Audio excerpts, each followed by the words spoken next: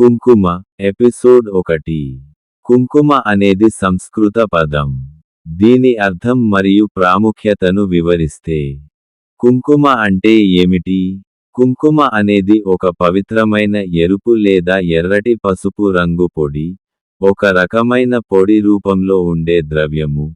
ఇది ముఖ్యంగా హిందూ సంప్రదాయంలో ధార్మిక, సాంస్కృతిక కార్యక్రమాలలో ఉపయోగించబడుతుంది మరియు వైద్య పరంగా ఉపయోగించబడుతుంది.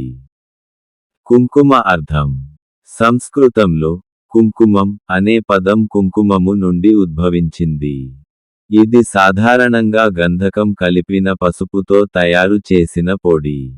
ఇది శుద్ధత, శుభత, మాంగళ్యం, దైవికతకు సంకేతం. ఆధ్యాత్మికంగా ఇది దేవతల పూజ, స్త్రీల మంగళ సూచి, మరియు ఆత్మ జాగృతికి ప్రతీకగా పరిగణించబడుతుంది.